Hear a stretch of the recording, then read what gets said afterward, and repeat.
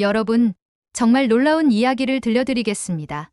한 평범한 미국 여고생이 교환학생으로 한국에서 보낸 3개월이 어떻게 그녀의 인생을 완전히 바꿔놓았는지 지금부터 함께 알아보시죠. 한국에 도착하자마자 엄청난 문화 충격에 빠졌던 이 학생. 단지 K-팝과 드라마로만 한국을 알던 그녀가 실제 한국 생활에서 마주한 현실은 상상조차 하지 못했던 것들이었습니다. 지하철에서 길을 잃고 낯선 거리에서 눈물을 흘렸던 순간부터 처음으로 학교 급식에서 김치를 맛보던 놀라움, 그리고 수학여행 중 갑작스러운 발목 부상으로 한국의 의료 시스템을 경험하게 된 일까지, 이 모든 경험이 그녀의 세계관을 완전히 바꿔놓았습니다. 도대체 이 여학생에게 무슨 일이 있었던 걸까요? 시청하기 전에 좋아요와 구독 부탁드립니다. 교환학생? 너 진짜 미쳤어? 한국이라고. 뉴욕 브루클린의 시끌벅적한 고등학교 카페테리아에서 레이첼의 목소리가 옆 테이블까지 들릴 정도로 커졌습니다. 주변 학생들이 일제히 저희 쪽을 쳐다봤죠. 제 얼굴은 토마토처럼 빨개졌지만 저는 당당하게 고개를 끄덕였습니다. BTS 콘서트 티켓도 아니고 아예 한국으로 간다고? 진짜 대단하다. 레이첼이 놀란 눈으로 말했습니다. 사실 나도 파리나 도쿄 가고 싶었어. 근데 인기 도시는 경쟁이 너무 심했거든. 서울은 지원자가 적었어. 저는 솔직하게 답했습니다. 사실이었습니다. 처음에 국제교환학생 프로그램 신청서를 받았을 때 저는 파리나 도쿄 같은 곳을 꿈꿨습니다. 하지만 그런 인기 있는 도시들은 지원자가 너무 많았고 서울, 대한민국이라는 옵션은 지원자가 거의 없었습니다. 왠지 끌리는 마음에 그날 밤 저는 한국행을 신청했습니다. 솔직히 말하자면 그때의 저는 한국에 대해 아는 게 거의 없었습니다. K-팝 그룹 몇 개 이름과 기생충 영화, 그리고 삼성 휴대폰이 전부였습니다. 엄마는 제가 한국을 선택했다고 했을 때 잠시 멈칫하더니 말했습니다. 에밀리, 넌 항상 안전한 길보다는 모험을 택하더구나. 안전한 길? 모험? 솔직히 저는 그저 직감에 따라 결정했을 뿐이었습니다. 하지만 그 선택이 제 인생을 바꿀 줄은 그때는 몰랐습니다. 인천국제공항에 도착한 순간 저는 완전 좀비 상태였습니다. 15시간 비행에 시차 적응 장애까지. 머리는 띵하고 다리는 후들거렸습니다. 그런데 공항에 들어서자마자 이게 진짜 공항이야? 우주선이야? 싶었습니다. 마치 미래 도시에 온 것 같았거든요. 로봇이 돌아다니고 모든 것이 번쩍번쩍하고. 인천공항은 그냥 공항이 아니었습니다. 쇼핑몰, 식당, 심지어 영화관까지 있었습니다. 제 휴대폰을 꺼내 소셜미디어에 바로 사진을 올렸습니다. 여기가 진짜 공항 맞아? 미래에 온 것 같아. 처음 본 한국은 밤에도 환한 도시 같았습니다. 공항에서 서울로 가는 길, 창밖으로 본 야경은 그야말로 환상적이었습니다. 끝없이 펼쳐진 고층 아파트들, 밤에도 환한 간판들, 그리고 24시간 불이 꺼지지 않는 편의점들. 환영합니다. 에밀리 학생. 저는 김지영 선생님입니다. 공항 출구에서 저를 맞이한 40대 여성 선생님은 열정적으로 말했지만 솔직히 그 빠른 영어 발음의 절반은 못 알아들었습니다. 그래도 최대한 밝게 웃으며 배운 대로 고개를 숙여 인사했습니다. 오, 벌써 한국 인사법을 알고 있네요. 좋아요, 좋아요. 선생님이 엄지를 치켜 세웠습니다. 작은 성공에 왠지 기분이 좋아졌습니다. 서울로 가는 공항철도에서 저는 완전 신세계를 경험했습니다. 먼저 기차가 정확히 시간에 맞춰 도착했습니다. 뉴욕에서는 상상도 못할 일이죠. 그리고 어디에나 와이파이가 있었습니다. 공항에서, 기차에서, 심지어 지하철에서도요. 제 폰은 즉시 최고 속도로 연결됐고 저는 가족들에게 도착했다는 메시지를 보낼 수 있었습니다. 에밀리, 우리 학교는 서울 북부에 있어요. 학생들은 대부분 영어를 조금 할 수 있지만 많이 부끄러워해요. 그러니 인내심을 가져주세요. 김 선생님의 말씀에 저는 고개를 끄덕였지만 사실 절반도 듣지 않고 있었습니다. 창밖으로 보이는 끝없는 아파트 단지들, 화려한 간판들, 그리고 글자 하나 읽을 수 없는 한글 간판들이 저를 완전히 압도했거든요. 갑자기 제 작은 메모장과 몇 가지 한국어 단어들이 얼마나 무력한지 실감났습니다. 혹시 홈스테이 가족들이 영어를 할 줄 알아요? 저는 조심스럽게 물었습니다. 김 선생님은 잠시 멈칫하더니 답했습니다. 아, 그게 박지민 학생의 부모님은 간단한 영어만 가능해요. 하지만 지민이는 영어를 잘해요. 걱정하지 마세요. 이 말은 전혀 안심이 되지 않았습니다. 저는 숙소에서도 손짓발짓으로 의사소통을 해야 한다는 사실에 내심 공포를 느꼈습니다. 첫날 밤 박지민의 집에 도착했을 때는 이미 저녁 9시가 넘었습니다. 4층짜리 아파트 건물의 문 앞에서 김 선생님이 인터폰을 눌렀고 곧 문이 열렸습니다. 작은 키의 여학생이 문 앞에 서 있었습니다. 안녕하세요. 저는 지민이에요. 에밀리 맞죠? 그녀의 영어는 생각보다 훨씬 유창했습니다. 저는 안도의 한숨을 내쉬며 웃었습니다. 네. 만나서 반가워요. 지민의 부모님은 정말로 영어를 많이 하지 못했지만 지나치게 친절했습니다. 계속해서 음식을 권하고 제 짐을 들어주려고 했으며 지민의 엄마는 계속 제 얼굴을 보며 예쁘다, 예쁘다를 반복했습니다. 나중에 알게 된 사실이지만 이것은 한국어로 예쁘다라는 뜻이었습니다. 지민과 저는 작은 방을 같이 쓰게 되었습니다. 방에는 2층 침대가 있었고 지민은 자연스럽게 아래층을 제게 양보했습니다. 침대보다는 두꺼운 매트리스에 가까웠지만 저는 너무 지쳐서 불평할 여력도 없었습니다. 놀라웠던 것은 방 안의 시설이었습니다. 초고속 인터넷, 책상마다 설치된 LED 스탠드, 그리고 무엇보다 바닥 난방이라는 것이 신기했습니다. 지민이 설명하길 온돌이라는 한국 전통 난방 시스템의 현대판이라고 했습니다. 추운 겨울에 바닥이 따뜻하다니 이건 뉴욕에서는 상상도 못할 일이었습니다. 에밀리, 내일 학교에서 만나요. 아침 7시 반에 일어나야 해요. 괜찮죠? 지민의 말에 저는 거의 숨이 멎는 줄 알았습니다. 7시 반.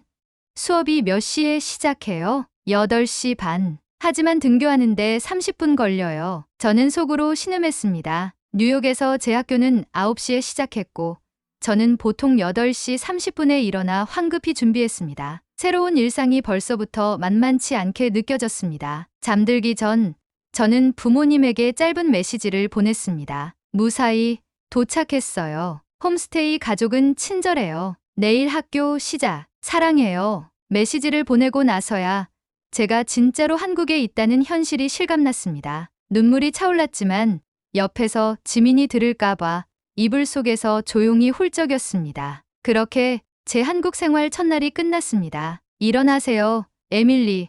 지각하겠어요. 지민의 다급한 목소리에 잠에서 깼을 때 시계는 이미 7시 45분을 가리키고 있었습니다. 저는 화들짝 놀라 뛰어 일어났습니다. 왜 날 안 깨웠어요? 깨웠어요.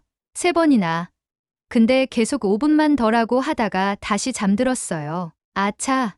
제 오랜 나쁜 습관이죠. 저는 황급히 준비를 시작했지만 너무 서두른 나머지 샤워 중에 샴푸가 눈에 들어가 따가웠고 양말도 다른 색깔로 신게되었습니다. 부엌에서 지민의 엄마가 테이블 위에 아침을 차려놓았습니다. 하지만 그건 제가 기대했던 아침 식사가 아니었죠.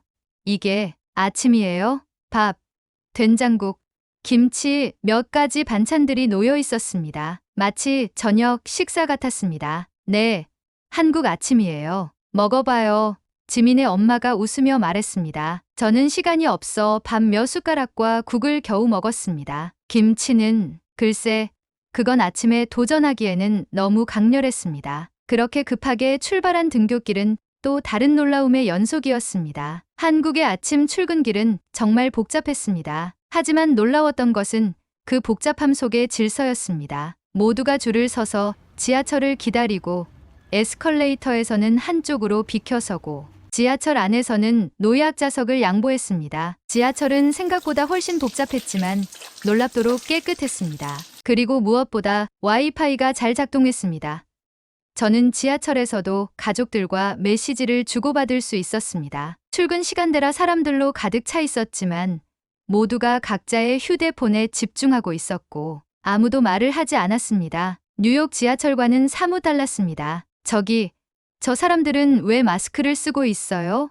코로나는 끝났잖아요. 제가 물었을 때 지민은 의아한 표정을 지었습니다. 그냥 일반적인 거예요. 아플 때나 미세먼지가 심할 때 쓰는 거예요. 그리고 사람들은 다른 사람을 배려해서 쓰기도 해요. 다른 사람을 배려한다고? 이건 뉴욕에서는 흔치 않은 개념이었습니다. 미세먼지라는 개념도 생소했고요. 뉴욕에도 오염은 있지만 사람들이 그것 때문에 마스크를 쓰고 다니진 않았습니다. 학교에 도착했을 때는 이미 8시 20분이었습니다. 다행히 지각은 면했지만 학교 건물을 보는 순간 저는 또 다른 충격을 받았습니다. 거대한 콘크리트 건물, 담장으로 둘러싸인 교정, 그리고 모든 학생들이 똑같은 교복을 입고 있었습니다. 저도 저거 입어야 해요? 네, 내일부터요. 오늘은 선생님들과 면담이 있어서 괜찮아요. 교복이라 미국 영화에서만 보던 그런 것이 실제로 존재한다니 신기했습니다. 물론 뉴욕의 일부 사립학교에도 교복이 있지만 공립학교에서는 상상도 못할 일이었죠. 학교 안으로 들어서자 모든 학생들이 저를 쳐다보았습니다. 일부는 수군거렸고 일부는 노골적으로 가리키며 웃었습니다. 저는 당황스러웠지만 억지로 미소를 지었습니다. 지민은 제 표정을 보고 안심시켰습니다. 걱정 마세요. 그냥 호기심 많은 거예요. 우리 학교에 외국인 학생이 온 건 3년 만이거든요. 교무실에서 담임 선생님인 박수연 선생님을 만났습니다. 그녀는 영어로 천천히 또박또박 말했습니다. 에밀리, 우리 학교에 온 것을 환영해요. 우리 반은 2학년 3반이에요. 학생들이 많이 도와줄 거예요. 그리고 나서 선생님은 제 시간표를 건네주었습니다. 저는 그것을 보고 눈이 휘둥그레졌습니다. 수업이 오후 4시 30분까지예요. 네. 그리고 그 후에 자율학습이 있어요. 대부분 학생들은 7시까지 학교에 있어요. 저는 할 말을 잃었습니다. 뉴욕에서 제 수업은 3시에 끝났고 그 후에는 클럽 활동이나 아르바이트를 했습니다. 하지만 저녁 7시까지 학교에 있다니? 이건 정말 상상도 못했습니다. 교실에 들어서자 30명의 학생들이 일제히 일어나 인사했습니다. 안녕하세요, 선생님. 선생님이 뭔가 한국어로 말하자 모두가 다시 앉았습니다. 그리고 저를 가리키며 영어로 말했습니다. 이 학생은 미국에서 온 에밀리 브라운이에요. 3개월 동안 우리와 함께 공부할 거예요. 모두 친절하게 대해주세요. 그리고 저에게 자기소개를 하라고 했습니다. 저는 떨리는 목소리로 시작했습니다. 안녕하세요. 저는 에밀리입니다. 뉴욕에서 왔어요. 한국어를 잘 못하지만 배우고 싶어요. 저는 가이드북에서 외운 한국어 문장을 더듬더듬 말했습니다. 만나서 반갑습니다. 잘 부탁드립니다. 교실이 갑자기 박수 소리로 가득 찼습니다. 몇몇 학생들은 환호성까지 질렀습니다. 제 얼굴은 빨갛게 달아올랐습니다. 수업은 고문에 가까웠습니다. 모든 것이 한국어로 진행되었고 수학이나 과학 같은 과목도 제가 알고 있는 것보다 훨씬 어려웠습니다. 이론적인 내용이 많았고 교과서도 두꺼웠습니다. 하지만 놀라웠던 건 모든 학생들이 정말 열심히 집중하고 있다는 거였습니다. 점심시간에는 모두가 저에게 질문 세례를 퍼부었습니다. 미국 학생들도 공부 많이 해요. 뉴욕은 정말 영화처럼 생겼어요. 미국 음식은 정말 매일 햄버거만 먹어요. 한국 드라마 봐요. 저는 최대한 대답하려 했지만 곧 지쳐버렸습니다. 하루 종일 유명인처럼 관심을 받는 것은 생각보다 훨씬 피곤했습니다. 하지만 학교 급식은 정말 놀라웠습니다. 미국에서 학교 점심이라고 하면 피자, 햄버거, 그리고 매우 의심스러운 미스터리 미트가 전부였습니다. 하지만 한국의 학교 급식은 정말 훌륭했습니다. 밥, 국, 메인 요리, 여러 가지 반찬, 그것도 매일 다른 메뉴로요. 특히 김치찌개와 불고기를 처음 먹었을 때 이게 정말 학교 급식이라고 라는 생각이 들었습니다. 방과 후 저는 완전히 탈진한 상태로 지민에게 물었습니다. 정말 매일 이렇게 긴 시간 학교에 있어요? 네.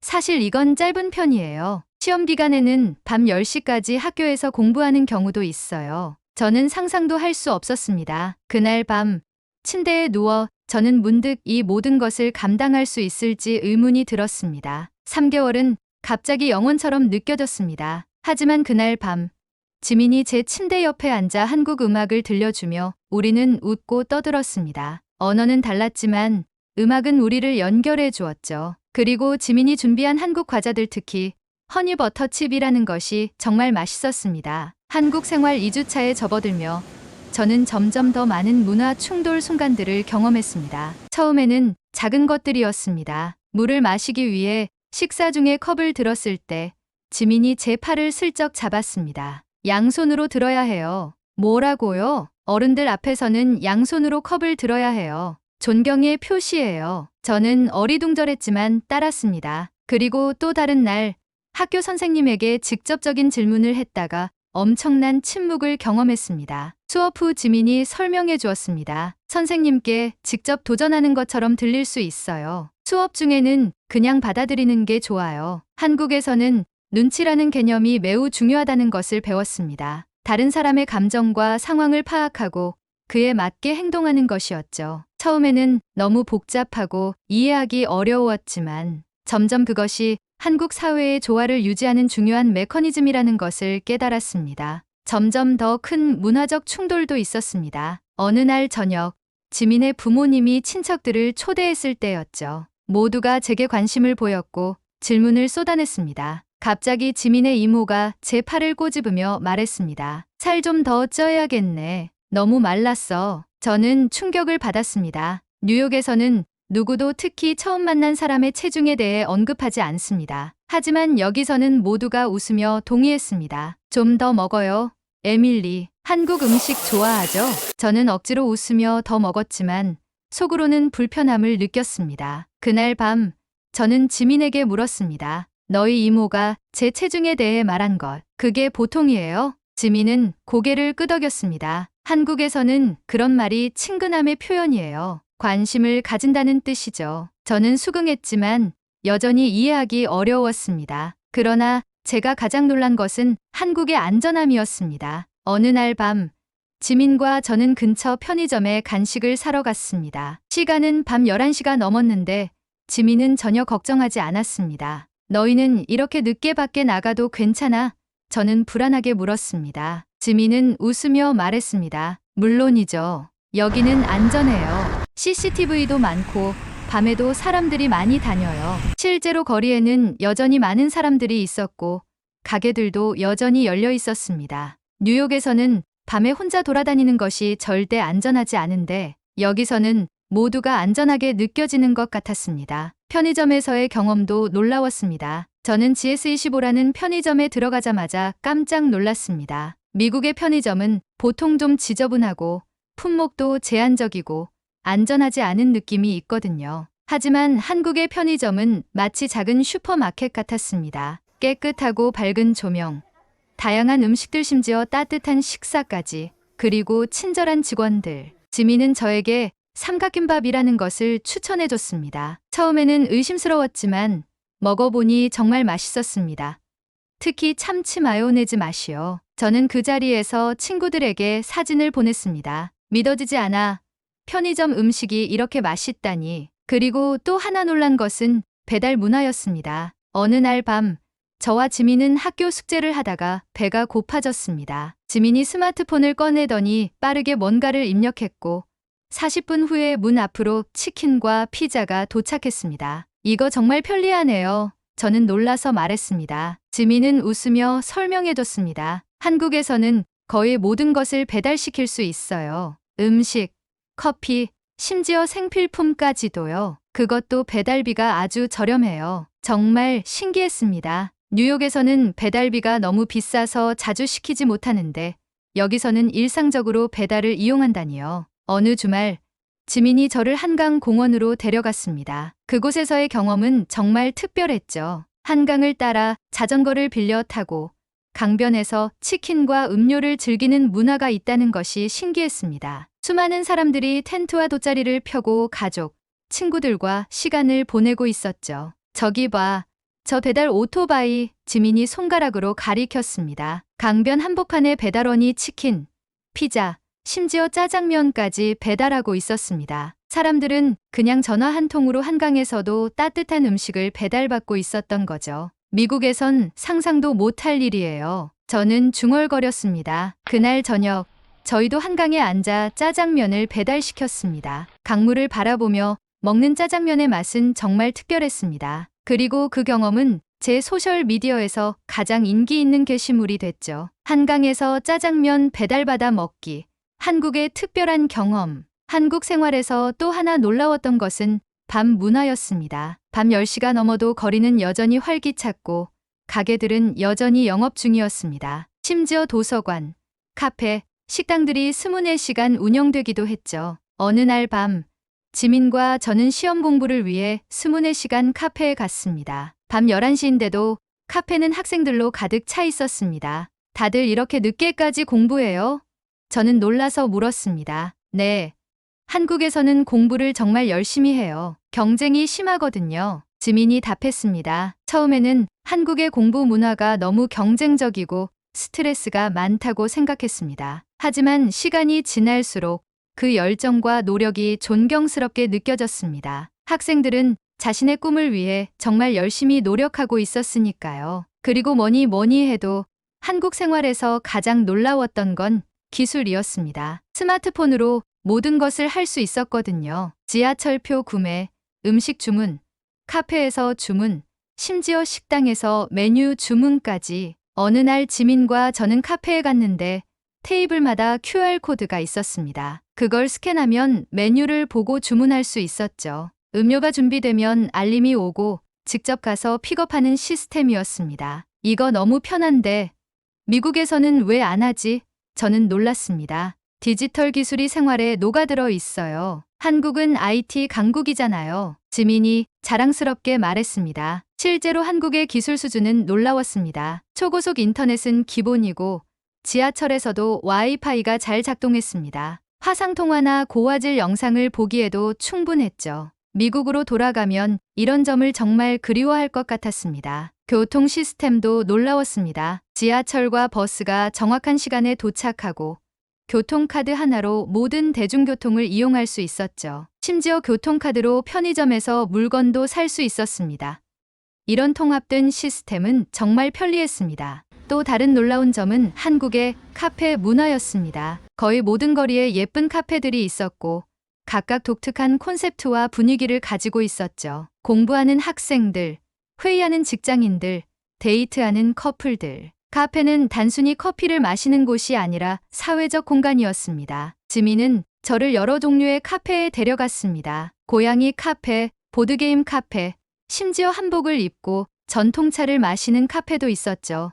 미국에도 이런 카페들이 있지만 한국에서는 훨씬 더 일상적이고 접근하기 쉬웠습니다. 한국의 소비 문화도 독특했습니다. 특히 팬 문화는 정말 대단했죠. 음악 팬들은 정말 열정적이었고 좋아하는 가수의 생일에는 카페에 현수막을 걸거나 지하철역에 광고를 싣기도 했습니다. 처음에는 이런 팬덤 문화가 과하다고 생각했지만 그들의 순수한 열정은 정말 아름다웠습니다. 쇼핑 경험도 잊을 수 없습니다. 명동에서의 쇼핑은 특별했죠. 화장품 가게마다 직원들이 샘플을 나눠주고 구매하면 더 많은 샘플을 선물로 주는 문화가 있었습니다. 미국에서는 좀처럼 볼 수 없는 일이었죠. 저는 한국의 화장품과 스킨케어 제품을 가방 가득 사서 미국 친구들에게 선물했습니다. 동대문 시장에서의 쇼핑도 특별했습니다. 밤늦게까지 영업하는 의류 시장에서 지민과 저는 밤늦게까지 쇼핑을 했습니다. 옷의 가격이 저렴한데도 품질이 좋아서 정말 놀랐죠. 특히 한국 패션은 너무 귀엽고 세련되었습니다. 미국으로 돌아갈 때 제 가방의 절반은 한국에서 산 옷과 화장품으로 가득 찼습니다. 한국 생활의 또 다른 특별한 경험은 찜질방이었습니다. 처음에는 모르는 사람들 앞에서 옷을 벗어야 한다는 생각에 부끄러웠지만 지민의 격려로 용기를 냈습니다. 그리고 그 경험은 정말 놀라웠습니다. 다양한 온도의 방, 소금방, 황토방, 그리고 시원한 냉탕까지. 찜질방에서의 하루는 완전한 휴식이었습니다. 특히 인상적이었던 건 할머니들이 서로의 등을 밀어주는 모습이었습니다. 세대를 초월한 그런 친밀감이 정말 따뜻하게 느껴졌죠. 저거 뭐예요? 저는 수건을 뒤집어 쓴 사람들을 가리키며 물었습니다. 아, 저건 양머리라고 해요. 찜질방에서 머리를 감싸서 시원하게 하는 거예요. 지민이 설명해줬습니다. 그날 저도 양머리를 하고 사진을 찍었습니다. 그 사진은 제 미국 친구들 사이에서 큰 화제가 됐죠. 이게 진짜 한국 문화예요. 찜질방 체험. 이렇게 많은 새로운 경험들을 통해 저는 한국이라는 나라를 점점 더 깊이 사랑하게 됐습니다. 처음에는 낯설고 때로는 이해하기 어려운 문화들이었지만 그 속에 담긴 정신과 배려, 그리고 효율성은 정말 배울 점이 많았습니다. 물론 힘든 점도 있었습니다. 한국어 장벽, 가끔은 너무 빠른 생활 리듬, 그리고 미국과는 다른 사회적 규범에 적응하는 것. 하지만 그런 도전들이 오히려 저를 성장시켰다고 생각합니다. 가장 큰 변화는 제 마음 속에서 일어났습니다. 저는 더 이상 세상을 미국식으로만 바라보지 않게 됐습니다. 다른 문화와 관점도 존중하고 다양성의 가치를 진정으로 이해하게 됐죠. 한국 생활 3주차에 진입하며 제 인생 최대 위기가 찾아왔습니다. 바로 언어였죠. 학교에선 영어 가능한 친구들이 있었지만 실생활은 완전 다른 차원이었습니다. 편의점에서 라면 하나 사는 것도 여러 번 연습한 한국어 문장이 필요했죠. 제 발음이 이상한지 점원들은 가끔 저를 빤히 쳐다봤고 저는 매번 얼굴이 화끈거렸습니다. 가장 힘들었던 경험은 혼자 지하철 타고 명동에 쇼핑 가려다 벌어진 일입니다. 지민이 그려준 종이 지도 들고 자신만만하게 출발했죠. 이 정도는 할 수 있어 라고 생각하면서요. 그런데 갑자기 지하철이 중간에 멈추더니 안내방송이 흘러나왔습니다. 물론 모두 한국어. 사람들이 웅성거리며 모두 내리기 시작했습니다. 저기 무슨 일이에요? 옆자리 할머니께 물었지만 그분은 영어를 한 단어도 못 알아들으셨습니다. 결국 사람들 따라 무작정 내렸는데 그게 끝이 아니었습니다. 그날 비가 왔는데 길을 잃은 저는 2시간 동안 서울 거리를 헤매다 겨우 숙소로 돌아왔습니다. 완전히 젖은 채로요. 그날 밤 전 정말 좌절했습니다. 침대에 누워 울면서 가족들에게 메시지를 보냈죠. 언어를 못하니까 어린아이가 된 기분이에요. 내 생각도 전달 못하고 다른 사람 말도 이해 못하고 이런 답답함이 이렇게 클 줄 몰랐어요. 가족들과 친구들의 위로 메시지를 받고 저는 각오를 다졌습니다. 이대로 있을 수 없어. 진짜 한국어 배워야겠다. 지민에게 매일 30분씩 한국어를 가르쳐 달라고 부탁했고 가장 기본적인 문장들부터 외웠습니다. 화장실이 어디예요? 이것 얼마예요? 죄송합니다. 영어 할 줄 아세요? 처음에는 발음 때문에 웃음거리가 되기도 했습니다. 감사합니다를 말하려다 감사합니다 IMF 체도라고 말해서 편의점 직원이 웃음을 참지 못한 적도 있었습니다. 하지만 점점 나아졌습니다. 놀랍게도 제가 서툰 한국어로 말을 시도하자 사람들의 태도가 확연히 달라졌습니다. 전에는 외국인이라고 거리를 두던 이웃 아주머니도 제가 안녕하세요라고 인사하자 환하게 웃으며 대화를 시도했습니다. 학교에서도 변화가 있었습니다. 다른 학생들이 저에게 한국어로 간단한 문장을 가르쳐 주겠다고 자원했고 저는 그 대가로 영어 숙제를 도와주었습니다. 문화 교류가 시작된 거죠. 가장 큰 언어적 돌파구는 어느 국어 수업 시간이었습니다. 선생님이 저에게도 한국시를 읽어보라고 했을 때 저는 긴장했지만 도전했습니다. 윤동주의 서시 중 한 구절을 더듬더듬 읽었습니다. 하늘을 우러러 한 점 부끄럼이 없기를. 발음은 엉망이었지만 교실 전체가 박수를 쳤고 선생님은 감동한 표정으로 말했습니다. 시는 언어의 경계를 넘어 마음으로 느끼는 것입니다. 에밀리는 오늘 그것을 보여주었어요. 그날부터 저는 언어를 단지 의사소통의 도구가 아니라 문화를 이해하는 창문으로 보기 시작했습니다. 한국어의 독특한 표현들, 예를 들어 수고했어요나 화이팅 같은 말들은 단순한 번역 이상의 의미를 가지고 있었습니다. 그것은 한국인의 사고방식과 가치관을 반영하고 있었습니다. 수고했어요는 단순히 잘했어요가 아니라 누군가의 노력을 인정하고 위로하는 표현이었고, 화이팅은 단순한 힘내가 아닌 공동체적 응원의 의미를 담고 있었습니다. 이런 표현들을 배우면서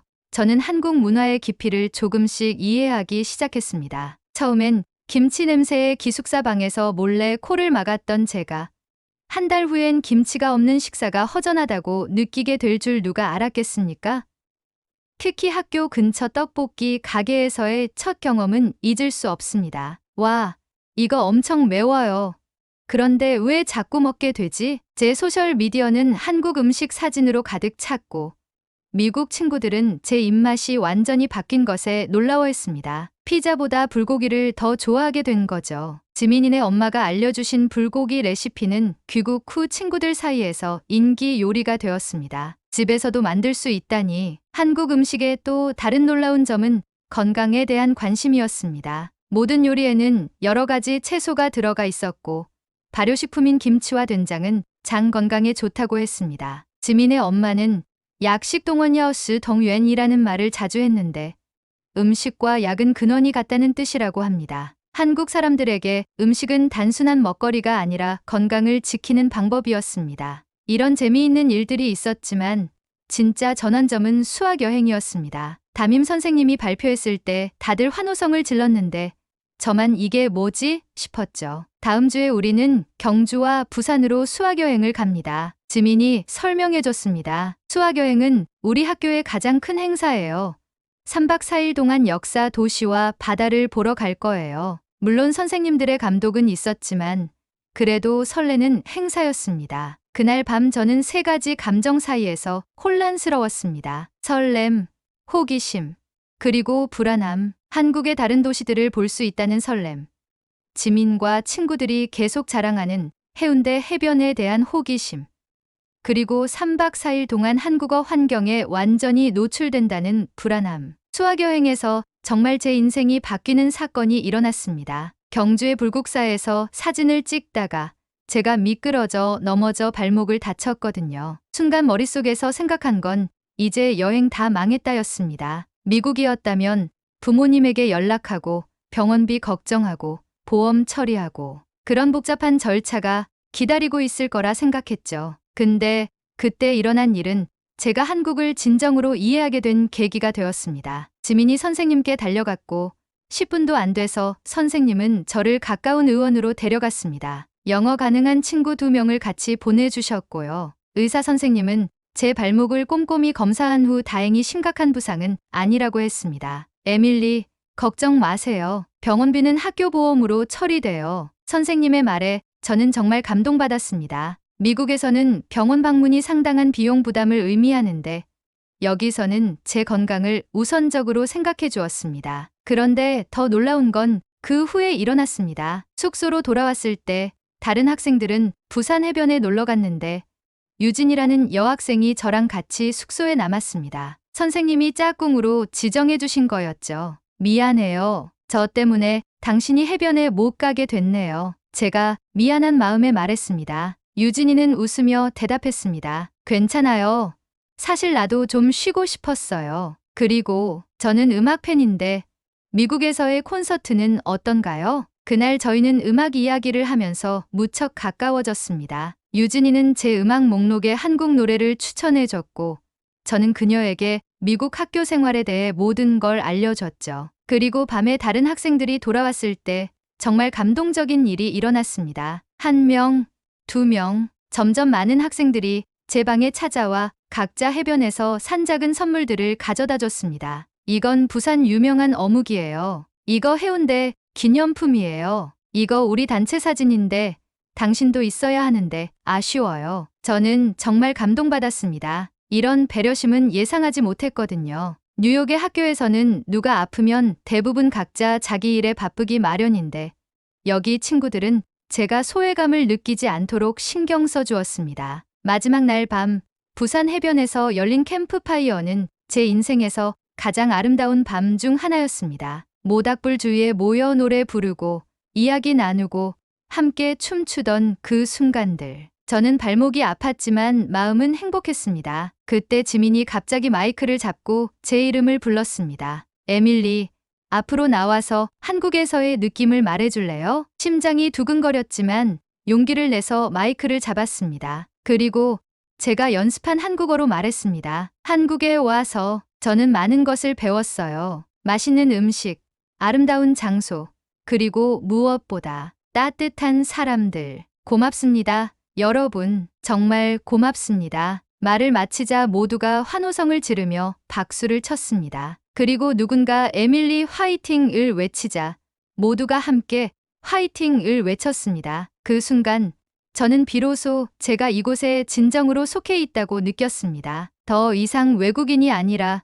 그들의 일원이 된 것 같았습니다. 수학여행 후 학교 생활은 완전히 달라졌습니다. 이제 저는 그저 미국에서 온 학생이 아니라 우리 반 에밀리였습니다. 쉬는 시간에 더 많은 학생들이 저에게 다가와 이야기했고 급식 시간에는 항상 친구들 사이에 자리가 있었습니다. 영어 선생님이 어느 날 제안해 주셨습니다. 에밀리, 다음 주 수업에서 미국 문화에 대해 발표해 줄 수 있을까요? 학생들이 실제 미국 청소년의 생활이 궁금해해요. 그때 제 머릿속에 좋은 생각이 떠올랐습니다. 선생님, 발표 대신 미국 고등학교의 하루를 체험해보는 것은 어떨까요? 미국 학교 문화를 직접 경험해보는 거예요. 선생님은 눈을 빛내며 고개를 끄덕였고, 일주일 후 저희 반은 미국식 수업으로 가득 찼습니다. 토론식 수업, 자유로운 질문, 그룹 프로젝트, 그리고 마지막에는 작은 미국식 파티까지. 제가 미국에서 가져온 과자들은 순식간에 동이 났고, 한국 친구들의 질문은 끝이 없었습니다. 미국 학교는 정말 영화에서처럼 그런가요? 졸업 파티는 어떻게 준비하나요? 미국에서 정말 노란 스쿨버스를 타나요? 가장 인기 있었던 건 제가 만든 미국과 한국 학교 생활 비교 자료였습니다. 한국 급식과 미국 급식 비교, 한국 교복과 미국 자유복장 비교, 한국의 시험 문화와 미국의 프로젝트 문화 비교. 이런 차이점들에 친구들은 정말 흥미로워했습니다. 그날 이후 저에게 영어를 배우고 싶다는 친구들이 많아졌고, 저는 작은 문화교류 모임을 시작했습니다. 매주 한 번 관심 있는 학생들과 모여 영어로 대화하고 미국 문화에 대해 이야기하는 자리였죠. 대신 저는 그들에게 한국 노래, 한국 속담, 심지어 한국 요리법까지 배웠습니다. 우리 모임이 인기를 얻어 학교 소식지에 실렸고 온라인으로 활동도 시작했습니다. 한국에서의 미국 학생 시리즈는 한국 학생들 사이에서 꽤 관심을 받았죠. 특히 미국인이 처음 한국 음식을 맛보는 반응 영상은 많은 사람들에게 공유되었습니다. 달팽이 요리는 정말 도전이었지만 용기를 내서 먹었답니다. 이러한 경험들을 통해 저는 문화적 차이를 단지 다름으로 받아들이게 되었습니다. 옳고 그름의 문제가 아니라 각 문화마다 고유한 가치와 장단점이 있다는 것을 깨달았습니다. 한국의 공동체 의식과 상호 존중은 정말 배울 점이 많았지만 미국의 개인주의와 창의성도 그만의 가치가 있었죠. 한국 생활의 마지막 몇 주는 정말 빠르게 지나갔습니다. 마치 시간이 가속도가 붙은 것처럼 느껴졌죠.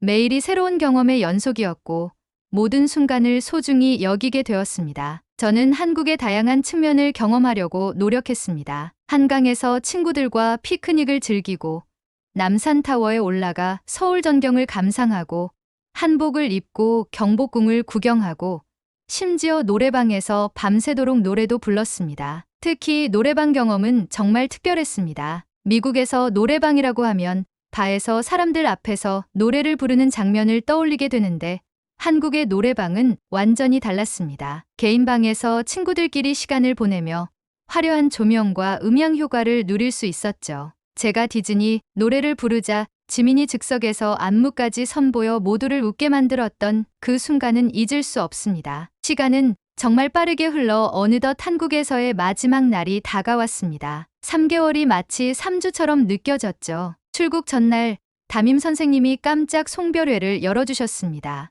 여러분, 오늘은 에밀리를 위한 특별한 시간을 가지겠습니다. 교실에 들어서자 SURPRISE라는 함성과 함께 작은 폭죽이 터졌습니다. 벽에는 We'll miss you, Emily라는 현수막이 걸려 있었고 책상 위에는 작은 선물들이 가득했습니다. 선생님은 마이크를 들고 말씀하셨습니다. 에밀리는 우리 반에 새로운 활력을 가져왔어요. 그녀가 떠나면 정말 그리울 거예요. 몇몇 친구들은 눈물을 글썽이고 있었고 저도 감정이 복받쳐 올랐습니다. 심장이 쿵쾅거렸죠. 저는 마이크를 받아 떨리는 목소리로 말했습니다.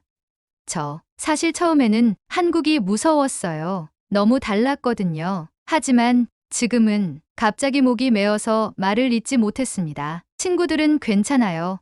괜찮아요 하며 응원해줬고 저는 깊은 숨을 들이쉬고 계속했습니다. 지금은 한국이 제 두 번째 집 같아요. 여러분 덕분에 제가 많이 성장했어요. 감사합니다. 정말 사랑합니다. 마지막 문장은 제가 연습한 한국어로 말했는데 교실이 순식간에 박수와 환호성으로 가득 찼습니다. 꽃다발과 함께 특별한 선물을 받았는데 그건 나무 액자였습니다. 안에는 우리 반 모두가 한글과 영어로 작은 메시지를 적은 종이들이 가득했죠. 에밀리, 당신의 웃음이 그리울 거예요. 미국에 가도 김치 먹는 거 잊지 마세요. 언젠가 꼭 다시 만나요. 그때는 제가 영어로 말할게요. 소셜미디어로 계속 연락해요. 자주 소식 전해주세요. 그 메시지들을 하나하나 읽으며 저는 결국 눈물을 터뜨렸습니다. 지민이가 휴지를 건네며 장난스럽게 말했습니다. 이제 당신도 반은 한국인이에요. 한국인처럼 잘 우네요. 다들 웃었고 그 웃음 속에서 저는 따뜻함을 느꼈습니다. 정말로 제가 여기에 속했다는 느낌이었거든요. 마지막 밤, 지민이네 가족은 제가 좋아하게 된 모든 한국 음식으로 특별한 식사를 준비해 주셨습니다. 불고기, 떡볶이, 김치전, 비빔밥. 테이블이 정말 풍성했죠. 지민 아버님은 음료수 잔을 들고 제게 건배를 청하셨습니다. 에밀리, 이제 당신은 우리 가족이에요. 언제든 돌아오길 기다릴게요. 저는 눈물을 참으며 대답했습니다. 네, 꼭 돌아올게요. 약속해요. 다음 날 아침, 저는 눈물을 삼키며 지민이네 집을 떠났습니다. 지민의 가족 모두가 공항까지 배웅해 주셨고 심지어 반 친구들 몇 명도 학교를 빠지고 와주었습니다. 공항 게이트 앞에서 지민은 제게 작은 상자를 건넸습니다. 미국에 도착해서 열어봐요. 그전에는 절대 안 돼요. 공항 보안 검색대를 통과한 후 저는 참을 수 없는 호기심에 상자를 열었습니다. 안에는 USB와 작은 목걸이가 있었습니다. 목걸이는 한글로 인연인 유엔이라고 쓰여 있었죠. 지민의 메모에는 이렇게 적혀 있었습니다. 인연은 운명적인 만남이라는 뜻이에요. 우리의 만남은 우연이 아니라 인연이었어요. USB에는 우리의 모든 추억이 담겨 있어요. 절대 잊지 마세요. 다음에는 제가 당신의 나라를 방문할게요. 비행기 안에서 노트북으로 USB를 열어보니 3개월 동안의 모든 사진과 영상이 정리되어 있었습니다. 수학여행, 학교 행사, 우리가 함께 요리했던 날, 노래방에서 흥겹게 놀았던 순간, 그리고 특별한 영상 하나가 있었습니다. For Emily라는 제목의 동영상에는 우리 반 친구들과 선생님, 그리고 지민이네 가족이 모두 나와 작별 인사를 하고 있었습니다. 마지막에는 모두가 함께 에밀리, 다시 만나요. 사랑해요. 라고 외치고 있었죠. 그 영상을 보며 저는 15시간 비행 내내 눈물을 흘렸습니다. 슬픔의 눈물이 아니라 감사와 행복의 눈물이었죠. 뉴욕에 도착해서 부모님을 만났을 때 엄마는 제가 달라진 것을 즉시 알아챘습니다. 에밀리, 너 정말 많이 변했구나. 더 성숙해 보여. 집에 돌아오니 모든 것이 낯설게 느껴졌습니다. 제 방은 그대로였지만 제가 달라졌으니까요. 미국 음식이 갑자기 너무 짜게 느껴졌고 집 안에서 신발을 신고 다니는 것도 이상하게 느껴졌습니다. 그리고 무엇보다 한국의 빠른 인터넷 속도에 익숙해진 후에 미국의 인터넷은 정말 느렸습니다. 학교로 돌아가자 친구들은 제게 한국에 대해 물었습니다. 하지만 대부분은 표면적인 질문들이었죠. 한국 남자애들 정말 드라마처럼 생겼어. 한국에서 성형수술 많이 해? 한국 음식은 맛있어? 저는 이런 질문들에 대답하면서도 그들에게 한국의 진짜 모습을 어떻게 전달할 수 있을지 고민했습니다. 어떻게 하면 한국인들의 따뜻한 정칭, 끈끈한 공동체 의식, 그리고 제가 경험한 깊은 인간관계를 설명할 수 있을까요? 그래서 저는 온라인에 내가 경험한 한국이라는 시리즈를 시작했습니다. 매주 한국에서의 특별한 순간들, 문화적 차이에 대한 깨달음, 그리고 제가 배운 교훈들을 공유했죠. 처음에는 몇몇 친구들만 관심을 보였지만 점점 관심을 보이는 사람들이 늘어났고 심지어 다른 학교 학생들도 제 이야기를 보기 시작했습니다. 제 이야기 중 가장 인기 있었던 건 한국의 의료 시스템에 대한 글이었습니다. 발목을 다쳤을 때의 경험을 공유하며 미국과 한국의 의료 시스템 차이를 설명했죠. 많은 미국 학생들과 부모님들이 놀라워했습니다. 정말 병원비가 그렇게 적당해? 의사를 당일에 바로 만날 수 있다고? 약국에서 약을 바로 받을 수 있어? 이런 반응들을 보며 저는 문화교류의 중요성을 더욱 깊이 깨달았습니다. 많은 미국인들이 다른 나라의 시스템에 대해 잘 모르고 자신들의 시스템이 유일한 방법이라고 생각하고 있었거든요. 학교에서도 제 경험을 공유할 기회가 있었습니다. 사회 수업에서 교환학생 경험에 대한 발표를 할 수 있었고 저는 그 기회를 최대한 활용했습니다. 단순한 여행 이야기가 아니라 교육 시스템, 의료, 교통, 음식 문화 등 다양한 측면에서 한국과 미국을 비교했죠. 발표 후 선생님은 제게 말씀하셨습니다. 에밀리, 정말 좋은 발표였어. 너의 경험이 다른 학생들의 시야를 넓혀주었을 거야. 그리고 몇 주 후 정말 놀라운 일이 일어났습니다. 학교 국제교류 담당 선생님이 저를 불러 물었습니다. 우리 학교와 서울의 한 고등학교 사이에 자매결연 프로그램을 시작하려고 해. 내가 도움을 줄 수 있을까? 저는 즉시 수락했고, 그렇게 제가 다녔던 한국 학교와 우리 학교 사이에 다리 역할을 하게 됐습니다. 온라인 화상통화를 통한 문화 교류, 언어 교환 프로그램, 그리고 언젠가는 실제 교환학생 프로그램까지 계획하게 됐죠. 이 프로그램을 통해 저는 지민과 다른 한국 친구들과 정기적으로 연락할 수 있었고, 두 학교 사이의 우정이 깊어지는 것을 볼 수 있었습니다. 특히 즐거웠던 건 제가 한국에 있을 때 저를 도와줬던 바로 그 친구들이 이제는 미국 학생들과 교류하며 비슷한 경험을 하고 있다는 거였죠. 귀국 1년 후 그녀는 대학 지원서에 전공을 국제관계학과 한국학으로 적고 한국에서의 경험을 중심으로 에세이를 작성했습니다. 그 결과는 어땠을까요? 그녀의 직접적인 이야기를 들어보겠습니다. 저는 꿈에 그리던 대학에 장학금까지 받고 입학했습니다.